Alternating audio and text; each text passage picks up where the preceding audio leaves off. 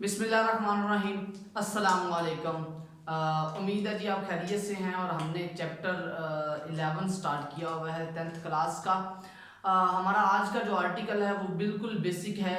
हम अपने इस आर्टिकल में इसकी थोड़ी सी डिस्क्रिप्शंस देखेंगे और देखेंगे कि ये किस तरह से हम इस आर्टिकल में पढ़ने वाले हैं। तो आइए जी स्टार्ट करते हैं। चैप्टर का नेम है जी साउंड और इसकी कुछ प्रॉपर्टीज आज हम पढ़ेंगे। साउंड क्या होता है, साउंड कैसे पैदा किया जा सकता है, साउंड वेव्स के पास एनर्जी होती है, साउंड वेव्स मैकेनिकल नेचर की हैं, साउंड वेव्स लॉन्गिट्यूडनल नेचर्स की हैं। ये छोटी छोटी बातें जो आप अक्सर सुनते हैं, आज हम वो प्रूव करने जा रहे हैं। तो गेट रेडी और इस आर्टिकल को मुकम्मल एंड तक देखिएगा ताकि आपको प्रॉपरली साउंड के बारे में इंफॉर्मेशन मिल सके। सबसे पहले हम बात करते हैं जी हाउ इट इज प्रोड्यूस्ड।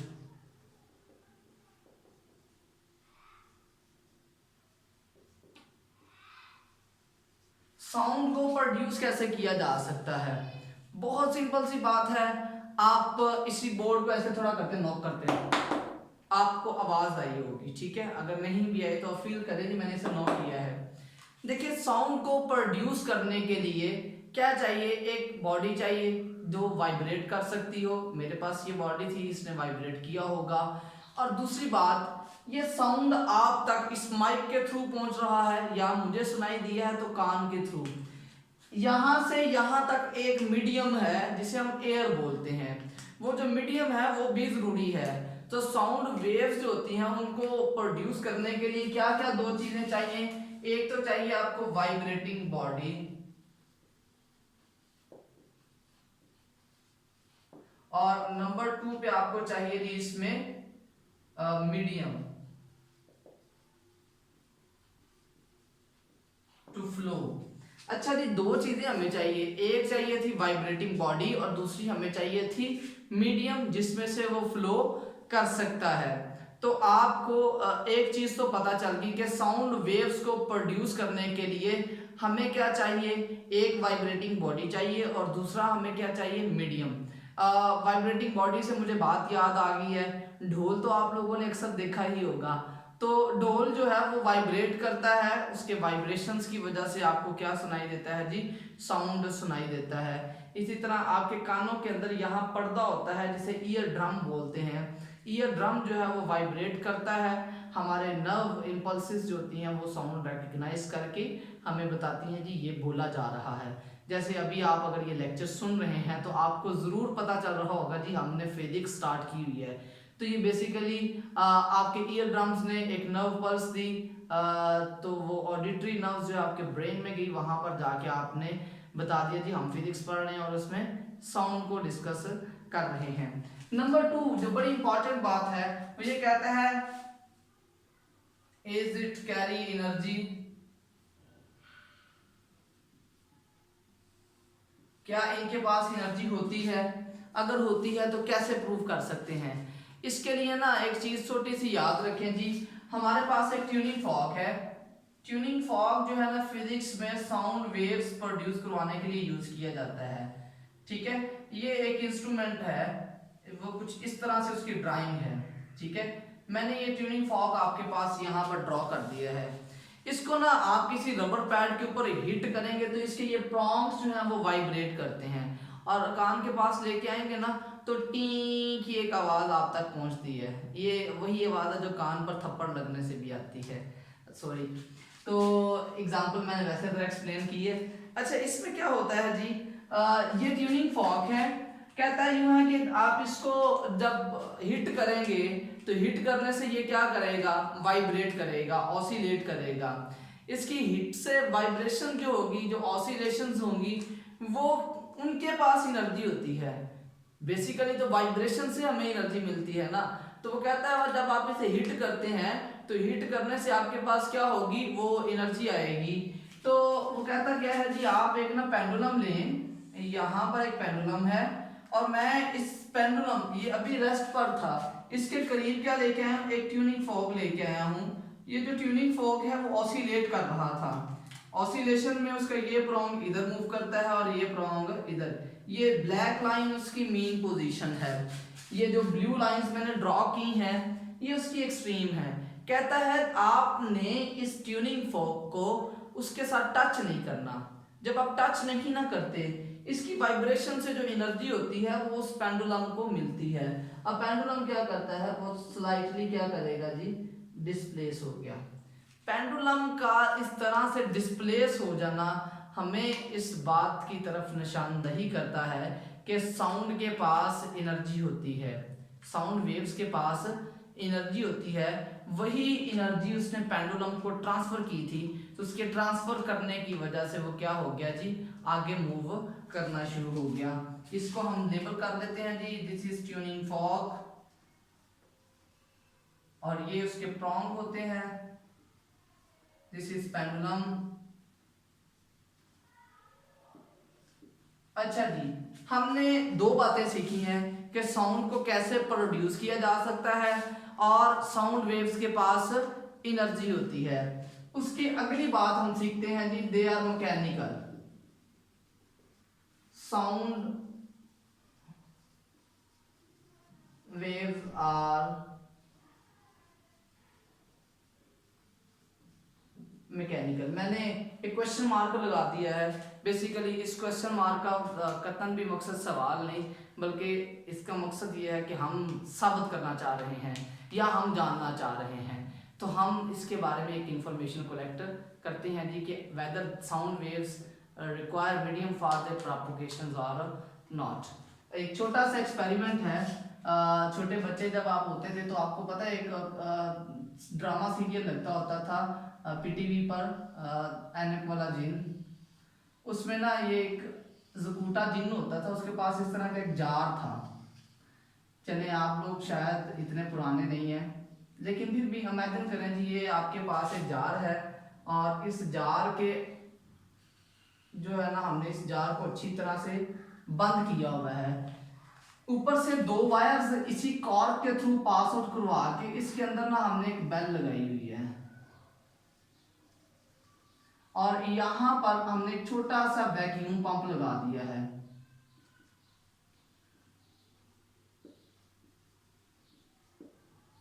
ये जो बेल जार है ये बेसिकली क्या है जी, क्लोज्ड है, बिल्कुल बंद है। इसमें कोई चीज अंदर नहीं जा सकती, कोई नहीं बाहर आ सकती। आपने इसे सिर्फ बंद किया था। कहते हैं कि यहाँ से जो वायर हैं, आप इन वायर्स को इलेक्ट्रिसिटी प्रोवाइड करें। अब देखेंगे कि बेल आपके पास ऐसे ऐसे हिल रही है और साथ आपको उसकी जो भी साउंड होगा वो आपको मिल रहा होगा, टीनी नीनी या वट एवर सोइस जो भी आपने लगाया हुआ होगा। तो ये बेल आपको हिलती हुई भी दिखाई देगी और साथ आपको क्या पता चलेगा जी, वो सुनाई भी दे रहा होगा जी, बेल बज रही है। फिर हम क्या करते हैं जी, हमारे पास ये वैक्यूम जो है इसको प्रेस करते हैं। वैक्यूम का काम क्या होता है, वो हवा को बाहर निकाल देता है। यहां से जब हवा बाहर निकलना शुरू होगी तो हमारे पास जो साउंड होगा ना, और वो उसकी आवाज भी क्या हो जाएगी, कम हो जाएगी। साउंड की आवाज जैसे जैसे हवा निकलती गई वो कम होना शुरू हो गया। और एक टाइम आया कि आपको सिर्फ बेल हिलती हुई दिखाई दे रही है, अब आपको सुनाई नहीं दे रहा। क्या मतलब है जी सुनाई नहीं दे रहा, क्या आपके कान खराब हो गए? नहीं, ऐसा कतन भी नहीं है। बेसिकली इस बेल जार के अंदर हवा थी, एक मीडियम था जिसकी वजह से साउंड आपको सुनाई दे रहा था। लेकिन जैसे ही आपने क्या किया, वो मीडियम वहां से निकाल दिया, तो आपके पास अब साउंड को प्रोपोगेट करने के लिए कोई भी मीडियम नहीं था। तो हमने कहा जी ये आपके पास अब वो ट्रेवल नहीं कर सकती। तो एक चीज आपके पास क्या था जी, sound become slower when we expel air from the jar। तो जब आपने उस जार से एयर को निकाल दिया, उसके निकालने से क्या हो गया, हमारे पास साउंड जो है वो कम होना शुरू हो गया। अच्छा, ये जो साउंड आपके पास कम हुआ, ये कम क्यों हुआ? क्योंकि मीडियम कम होता जा रहा था, एयर मॉलिक्यूल्स आपके पास कम होना शुरू हो गए। तो आप यहां पर बता दें इसको जी, sound are waves are mechanical in nature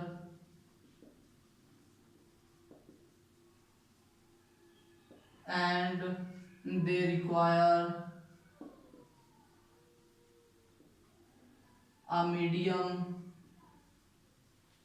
for their propagation. तो साउंड वेव्स जो होती हैं वो मैकेनिकल नेचर की होती हैं और उनको अपने गुजरने के लिए एक मीडियम चाहिए होता है। हमने 3 बातें पढ़ ली हैं, हमारी एक बेसिक बात रह गई है और वो क्या है जी, they are mechanic longitudinal in nature. ठीक है जी, हम देखते हैं जी sound waves. Number 4th point हमारा लॉन्गिट्यूडनल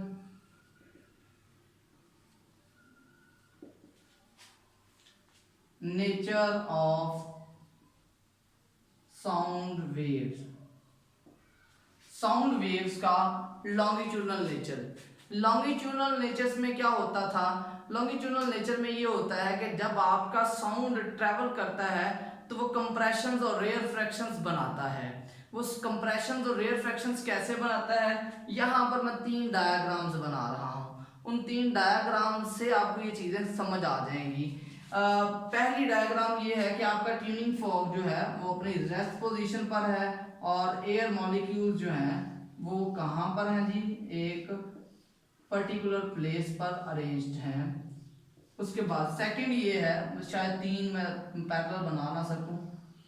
सेकंड ये है कि आपका ट्यूनिंग फॉर्क जो है वो अपनी मेन पोजीशन से राइट साइड पर एक्सट्रीम की तरफ चला गया, कुछ ऐसे हो गया। अब क्या होगा जी, कहता ये है कि यहाँ पर मॉलिक्यूल्स जो है वो कंप्रेस हो जाते हैं, एक दूसरे के करीब करीब आ जाते हैं और यहाँ पर वो बाकी के एज इट इज रहते हैं। ये नंबर 1 है, ये नंबर 2 है और यहाँ पर मैं नंबर 3 बना रहा हूँ जी। नंबर 3 में क्या होता है जी, ये आपका ट्यूनिंग फॉर्क है और इसमें जो प्रॉन्ग है वो अब इस तरफ मूव किया है, तो यहाँ पर मॉलिक्यूल्स जो हैं वो एक दूसरे से दूर दूर हो गए और यहाँ पर करीब करीब। 3 डायग्राम्स हैं और 3 इंपॉर्टेंट लॉजिक्स हैं। ये एयर मॉलिक्यूल्स हैं, एयर की डेंसिटी है। आपके ट्यूनिंग फॉर्क जो है वो रेस्ट पोजीशन पर है, आपने इसे हिट नहीं किया होगा, तो मॉलिक्यूल्स इक्वली स्पेस्ड हैं, इनमें कोई भी सेपरेशंस जो है वो डिफरेंट नहीं है। फिर वो ये कहता है कि हमारे पास जब आप उसे हिट करके ट्यूनिंग फॉर्क को लेके आते हैं, ये प्रॉन्ग क्या करता है, अपने राइट साइड पे आएगा, तो जहां एयर मॉलिक्यूल्स होंगे उनको क्या करेगा, कंप्रेस। ये बिल्कुल ऐसे ही है जैसे मैं बोल रहा हूं तो मेरे बोलने से क्या हो रहा है, मॉलिक्यूल्स जो मेरे सामने हैं मेरे माउथ के वो क्या कर देते हैं, कंप्रेस कर देते हैं। अच्छा, यहाँ पर मॉलिक्यूल्स हो गए कंप्रेस, इसे बोलते हैं कंप्रेशन जनरेट हो गया है। ठीक हो गया जी। तो ये लॉन्गिट्यूडनल वेव्स नेचर में क्या होता था, कंप्रेशन जनरेट किया जाता था। ये जो कंप्रेशन जनरेट हुआ है वो आप लोगों को पता चल गया।